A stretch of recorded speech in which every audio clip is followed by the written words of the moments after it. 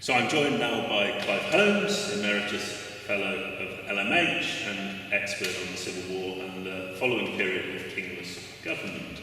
Clive, can we start maybe with this question of the importance of print in the 1640s and 50s?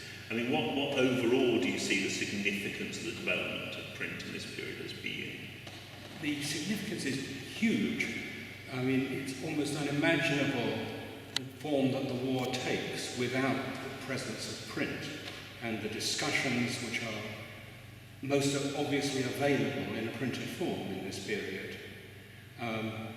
So I think that print is possibly, well, also with the issue of how taxation is handled, one of the major revolutionary features of this period. And in fact, it's not just my opinion, it's more important perhaps that contemporaries thought so too. Some of those contemporaries welcomed the opportunities provided by print to create a new nation, a nation of citizens who were fully informed and able to discuss serious issues of religion and politics. Men like Lord Brooke, or more famously, Milton. Can you do the Milton quotation? He thinks I see in my mind's eye a noble and puissant nation rousing herself like a strong man after sleep and shaking her invincible locks. Yes. What locks? Invincible locks. Invincible locks, yes, the invincible locks. So there are people out there who think this is a bloody good thing. This is a really wonderful opportunity to create a new politics and a new body of citizens. But many people also felt this was a very dangerous thing. It was dangerous to provide materials, radical materials most particularly, which would make available dangerous and heretical views to the populace. I have a quotation here from Richard Vines, Presbyterian minister, preaching in 1647. Radical opinions, he said, were circulated, carried up and down in books, and cried at men's doors every day. An interesting comment on the distribution. You know, there is the hawker, there is Autolycus with a pamphlet, dangerous pamphlet by Baldwin perhaps, or Milburn. So there were those who didn't like what was happening. And the king in particular didn't like what was happening. In 1642, Charles complained bitterly of the uses of the press by the parliamentarian leaders. All presses, he wrote, are open to vent whatever they think to say to the people. Interestingly, of course, he was replying in print to a print, and so the existence of a print culture being utilised by his opponents obliged him to do precisely the same thing. The effectiveness of printed propaganda was recognised by both sides, who sought to try and curtail it, keep it in, hold it in.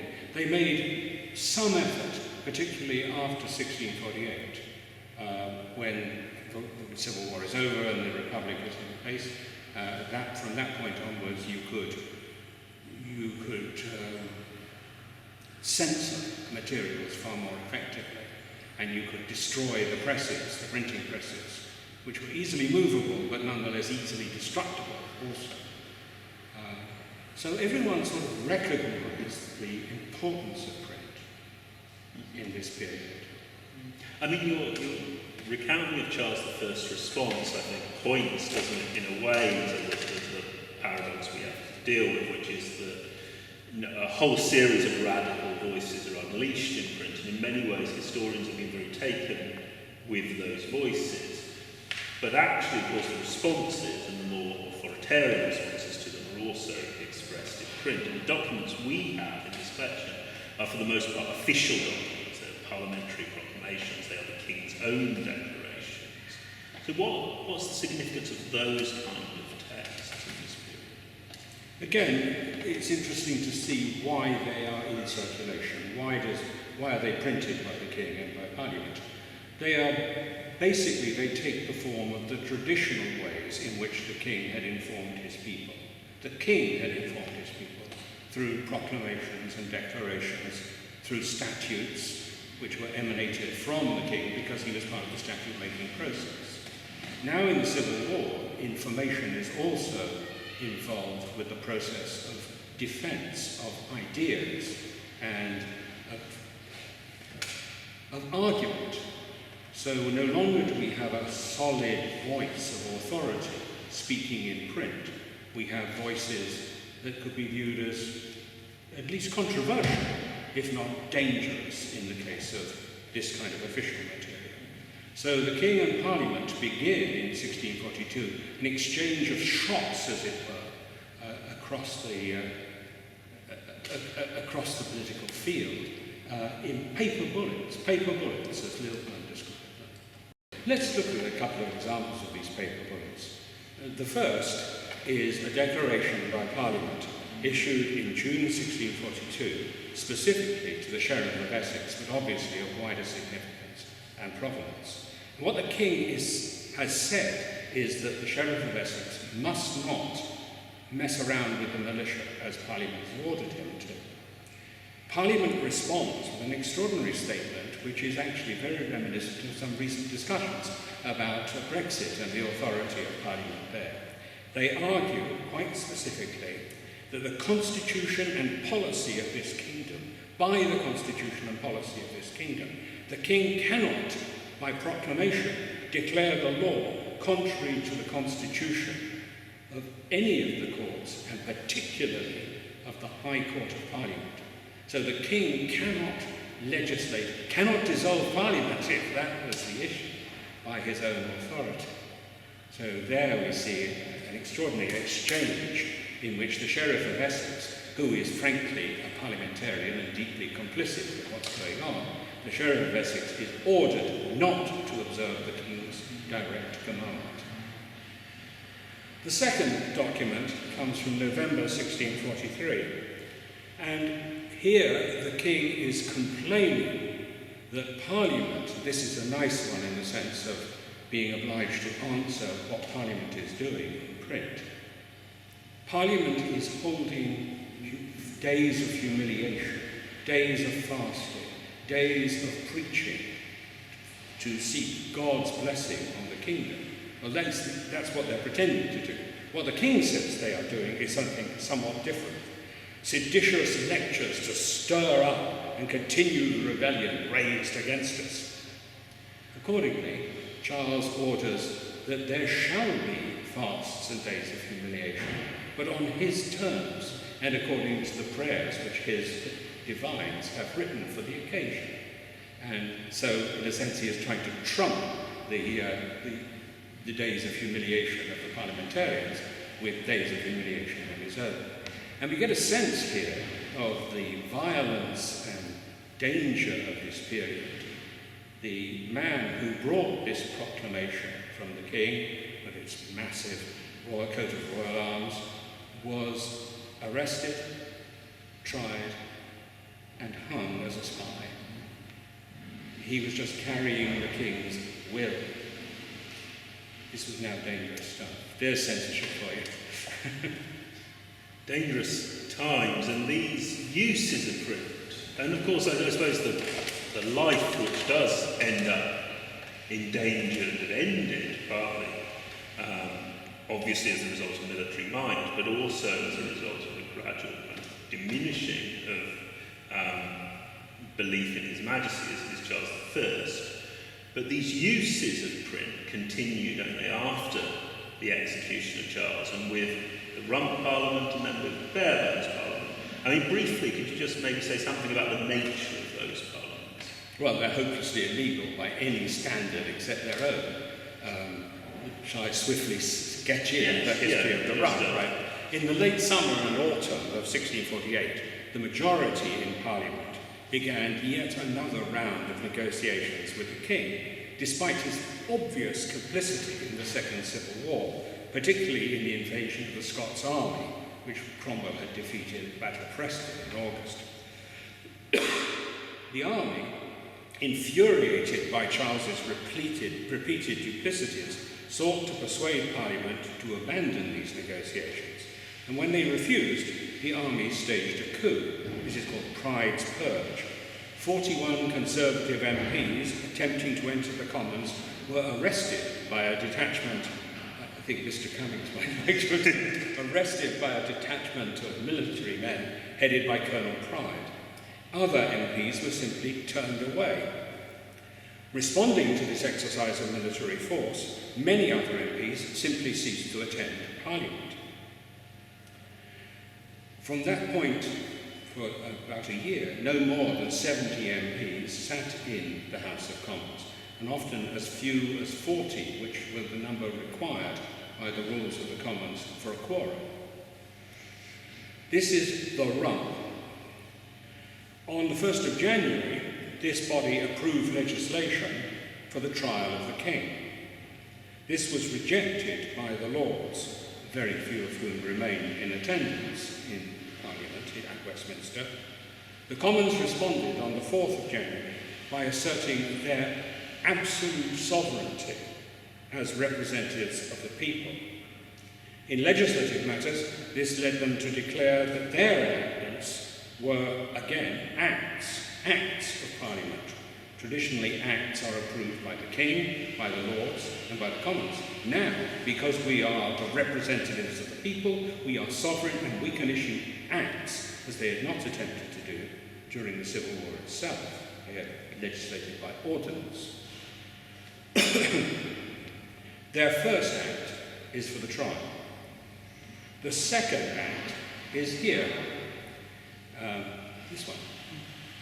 It is a fascinating piece of work, really sort of a legal historian's delight. It insists that the second act, so we put the King on trial by the first act. By the second act, we realised we'd created a legal nightmare, because the courts, the common law courts and the Chancery Court, meeting in Westminster, will meet in the same hall that the King is to be tried in. So we have to pass legislation of the most complex kind, moving the term dates so that we can incorporate the time it's going to take us to try the King. And that is their second act of this strange under-peopled Parliament. So I think that's the rump for you. Now let's go to Barebones. The rump had often discussed its dissolution and the holding of fresh elections after 1649. Indeed, they had committed themselves to holding fresh elections and to dissolving themselves several times in the following couple of years. Much of the pressure for doing this came from the army, who saw the MPs as a group of self-serving oligarchs, busily lining their pockets with the juicy profits of office, and giving no attention whatsoever to the policies of social and religious reform to which ostensibly the army was committed. On the 20th of April 1653, confronted with further procrastination concerning the dissolution, Cromwell dissolved Parliament violently. A wonderful passage of the marvellous invective. You are no Parliament, I say. I like it. I will put an end to your sitting, and this is where he is supposed to remove the great mace of the Commons. So the rump is forcibly dissolved. So who is going to govern the country? And Cromwell experiments with his army colleagues in an extraordinary assembly. The officers and the gathered churches, the godly in the local communities, talk together and they pick 100 godly men who are going to be the government of the country. That group of individuals, after 2 days sitting, declared that they are a parliament. And so there we get Barebones Parliament. Now, what we're dealing with here, obviously, are, as I said before, deeply illegal institutions with power to suppress opponents because the army is on their side, and to legislate for the good of the country, however they may define that. And why named Barebones? After one of the members praised God Barebon, a barber, or maybe barber, who was a Hertfordshire man. The Little Parliament is probably a better name for it, I think. It's usually Barebones is rather nice, isn't it? Praise God, Barebone. And this Parliament, I mean, the Rump and Barebones continue to see the dissemination of these kind of printed materials as important to their purpose. Why was that? Well, they still need to do the things that were needed by the king in the 1630s and by Parliament in 1649 kings. They need to inform people. They need to tell them what they have to do. They need to insist on the correctness of their policies. Although there are fewer voices, at least formally, raised against them, there are plenty of voices who despise everything they stand for. An extraordinary group of ex-royalists on the one hand, of disappointed millenarians on the other, of radicals who believe they've been let down badly by the whole kit and caboodle. So they still need to engage in the process of information disposition. And we have some examples of the kinds of things that they do here, which might be of interest. Ministers who continue to pray for the king are to be severely sanctioned. Royalist officers who resided in London, these are all part of the collection that you have, are to be driven out. Look at the Act of June 1651, which is a rump. Solemn fasting and humiliation is required. Here we go back to this. We want to get God on side, or we want to show that we believe that we should have God on side, which both the king and Parliament have done before. What they're solemnly fasting for is for the success of their forces in Ireland.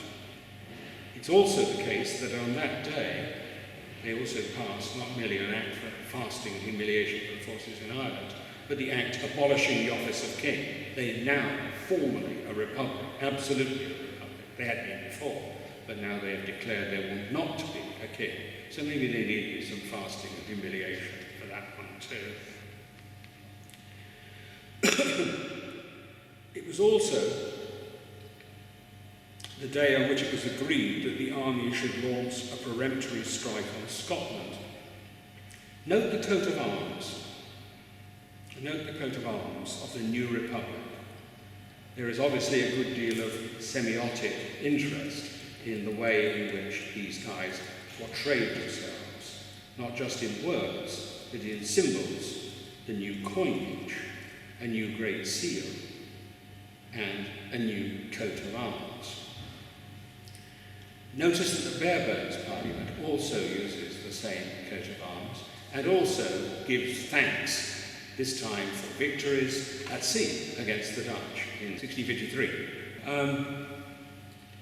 So we see one of the reasons I think the rump was not so eager to dissolve itself, other than the obvious one that they were deeply in the pork barrel of patronage and happily lining one of those pockets, which they do assiduously and very effectively, is that they actually believed that they were a government. It may not have been representative, but it was certainly loved by God. God had given them victory against every enemy that had come up against them. They had smashed the Irish hideously. They had defeated the Scots in 2 major battles. They had defeated the Dutch on the high seas. So, what's wrong with them then? Well, in the opinion of the army, they should have been doing more for the public good.